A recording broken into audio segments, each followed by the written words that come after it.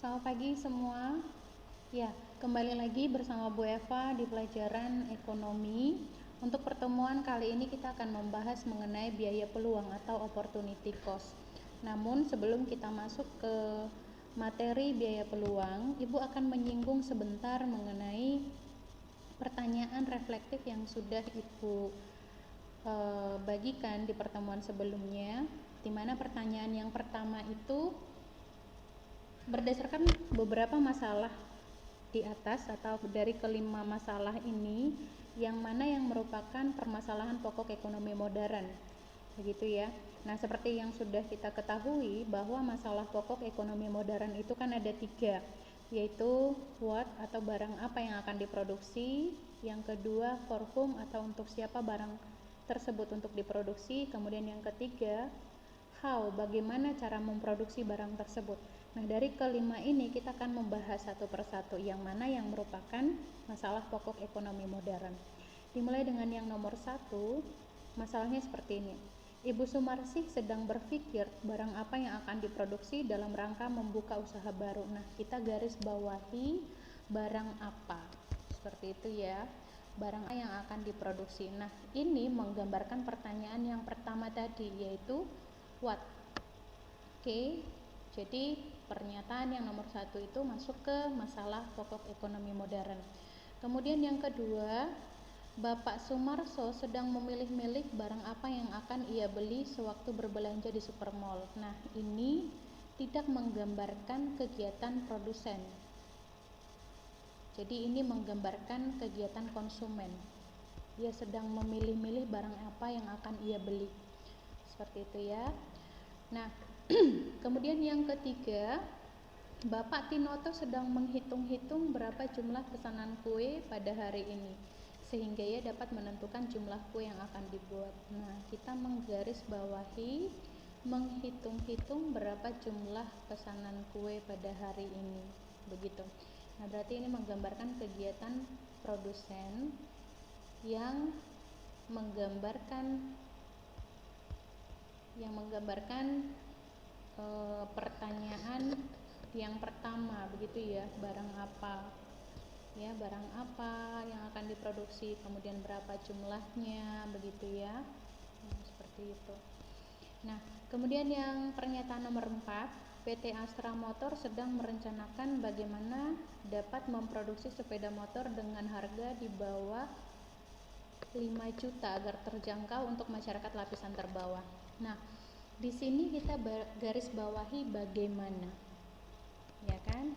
Nah, ini menggambarkan pertanyaan yang nomor 3 dari masalah pokok ekonomi, yaitu bagaimana cara memproduksinya. Seperti itu. Di sini PT Astra Motor itu sedang memikirkan cara untuk bisa menjangkau masyarakat lapisan terbawah dengan harga sepeda motor yang murah di bawah 5 juta. Seperti itu ya. Kemudian yang nomor 5, CV Kenari sedang melaksanakan rapat pimpinan untuk memprediksi jumlah keuntungan yang akan diraih tahun ini. Nah, ini tidak menggambarkan masalah pokok ekonomi modern ya. Oke. Nah, berarti nomor berapa saja tadi yang merupakan masalah pokok ekonomi modern? Yang pertama nomor 1, kemudian yang kedua nomor 3, kemudian yang keempat adalah kemudian yang ketiga adalah nomor 4 ya. Nomor 1 menggambarkan pertanyaan what, nomor 3 menggambarkan pertanyaan what juga, kemudian nomor 4 menggambarkan pertanyaan how atau bagaimana. Oke, itu jawaban nomor 1. Kemudian jawaban pertanyaan yang nomor 2, apakah setiap negara memiliki masalah ekonomi yang sama? Nah, ini maksudnya masalah ekonomi yang sama itu ya masalah pokok ekonomi modern ini, begitu ya. Barang apa yang akan diproduksi, untuk siapa, dan bagaimana cara memproduksinya. Nah, sudah pasti setiap negara itu memiliki masalah ekonomi yang sama, begitu. Nah, yang menjadi pertanyaannya, apakah setiap negara mengatasi masalah dengan cara yang sama? Nah, tentu berbeda. Ya, tentu berbeda cara mengatasi permasalahannya. Oke. Nah, di sini kesimpulannya Ibu buatkan. Kesimpulan yang pertama itu adalah ketiga masalah di atas, yaitu what, how, dan for whom, bersifat fundamental, artinya sifatnya itu dasar begitu ya, dan saling berhubungan satu dengan yang lainnya. Kemudian yang kedua, setiap negara mengalami masalah tersebut, namun tidak semua perekonomian memecahkannya dengan cara yang sama. Ya, yang ketiga, kemungkinan produksi setiap negara untuk memecahkan masalah-masalah pokok yang dihadapi oleh setiap negara itu tergantung dari sistem perekonomian yang dianut oleh masing-masing negara. Ya, seperti yang Ibu katakan tadi, masalahnya memang sama, namun cara penyelesaian masalahnya itu seperti apa itu berbeda-beda setiap negara. Tergantung dari sistem ekonominya begitu. Indonesia itu punya sistem ekonomi apa gitu ya. Sistem demokrasi ekonomi itu berbeda dengan sistem ekonomi yang dianut oleh negara Amerika, di mana sistemnya itu bersifat liberal atau bebas seperti itu. Jadi kalau liberal itu lebih dominan ke swastanya ya. Nah, kemudian yang keempat, pemilihan terhadap beberapa kemungkinan tersebut akan menimbulkan biaya peluang. Oke. Nah, itulah yang akan kita bahas sekarang. Ya, biaya peluang. Nah, jadi biaya peluang itu disebut juga dengan opportunity cost. Nah, di mana definisinya itu adalah biaya atau nilai barang atau jasa yang dikorbankan karena memilih alternatif yang lain. Jadi ada biaya yang kamu korbankan karena memilih alternatif yang lain. Dalam memenuhi kebutuhan itu butuh alternatif begitu ya, beberapa alternatif. Nah, jadi jika kamu memilih alternatif A, maka kamu akan mengorbankan alternatif yang lain. Nah, begitulah cara kita memenuhi kebutuhan sehari-hari. Seperti itu. Nah, di sini Ibu ada kasih pemisalan atau soal permasalahan dalam kehidupan sehari-hari. Contohnya seperti ini. Setelah lulus sekolah, Dian mendapat tawaran pekerjaan pada perusahaan A dengan upah 5 juta per bulan, perusahaan B dengan upah 4.500.000 per bulan. Apabila Dian memilih perusahaan B karena jaraknya lebih dekat dengan rumahnya, maka biaya peluangnya adalah berapa? Nah, di sini Dian ini memperoleh tawaran pekerjaan dari dua perusahaan A dan B. Nah, perusahaan A berani menggaji dia dengan tawaran 5 juta per bulan, sementara perusahaan B dengan gaji 4,5 juta rupiah. Nah, dia atau si Dian lebih memilih bekerja di perusahaan B. Kenapa? Begitu ya. Nah, alasannya karena jaraknya lebih dekat dengan rumahnya. Mungkin jika dia menghitung-hitung begitu ya, biaya ongkosnya dia untuk bisa bekerja di perusahaan A itu bisa lebih dari 500.000. Nah, sehingga dia akan lebih memilih bekerja di perusahaan B, karena dengan dia memilih bekerja di perusahaan B, dia akan mendapat lebih banyak keuntungannya. Seperti itu, selain lebih dekat jaraknya dengan rumah. Oke, nah analisanya seperti itu ya. Jadi berapa biaya peluangnya tadi? Nah, biaya peluangnya itu bukan selisihnya. Jadi jika dia bekerja di perusahaan B dengan gaji 4,5, maka dia akan mengorbankan gaji 5 juta begitu. Jadi yang dihitung itu bukan selisihnya, yaitu 500.000, bukan, namun gaji yang dia peroleh atau yang dia korbankan di perusahaan A itu sebesar 5 juta. Nah, itulah yang menjadi biaya peluangnya. Seperti itu. Oke, gue berharap kalian bisa paham. Kemudian model soal yang lain.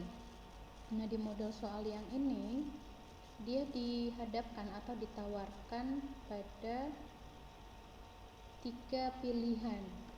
Pilihan bekerja sebagai karyawan perusahaan swasta dengan gaji 5.800.000, pilihan B 6 juta per bulan, pilihan C bekerja dengan gaji 7.500.000. Nah, jika Jasmine ini memutuskan untuk bekerja sebagai sekretaris, nah berarti kalau dia bekerja sebagai sekretaris dia akan mendapat gaji 7.500.000. Maka berapa opportunity cost-nya? Nah, opportunity cost-nya itu kan biaya peluangnya. Nah, biaya peluangnya berapa jika dihadapkan pada 3 pilihan? Jadi biaya peluangnya itu bukan dijumlahkan 5.800.000 ditambah dengan 6 juta, begitu ya.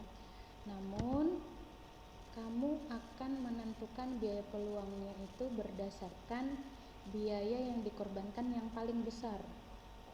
Jadi jika ada 2 pilihan yang dia korbankan, maka pilih satu pilihan yang paling besar dengan gaji yang paling besar, yaitu berapa tadi? 6 juta ini, ya. Seperti itu. Jadi biaya peluang untuk permasalahan ini sebesar 6 juta. Oke? Ya. Jadi kesimpulannya, jika kamu dihadapkan pada 2 pilihan, jika kamu mengorbankan yang satu dan memilih yang satu, maka biaya peluangnya itu adalah biaya yang kamu korbankan, yang tidak kamu pilih, begitu. Tapi kalau dihadapkan pada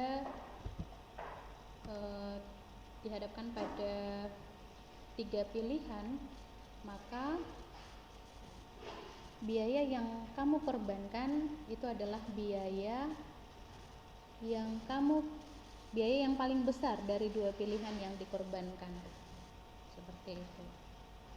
Oke, sampai di sini penjelasannya Bu Eva. Ibu berharap kalian bisa lebih paham.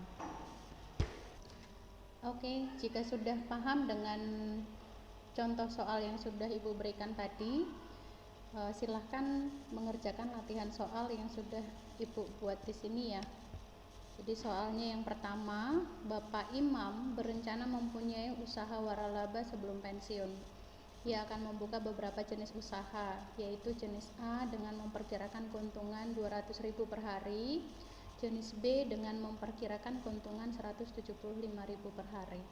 Akan tetapi karena keterbatasan modal, ia hanya bisa memilih satu usaha.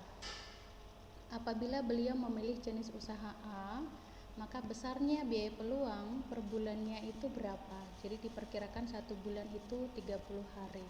Seperti itu ya. Nah, ini biaya peluangnya ini per bulan. Oke. Kemudian soal yang kedua, Danu baru setahun lulus dari SMA. Ada beberapa alternatif kerja yang sudah diterima. Di tempat sewa mobil akan memperoleh penghasilan 1.200.000 per bulan.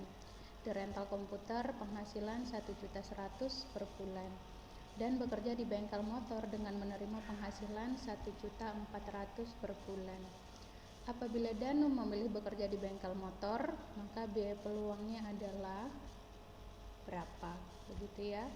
Oke, nah ini soalnya ini dijawab, dikerjakan, boleh ditulis di catatannya, kemudian catatannya diupload ke Schoology. Oke. Begitu penjelasan dari Bu Eva, semoga dipahami ya. Terima kasih.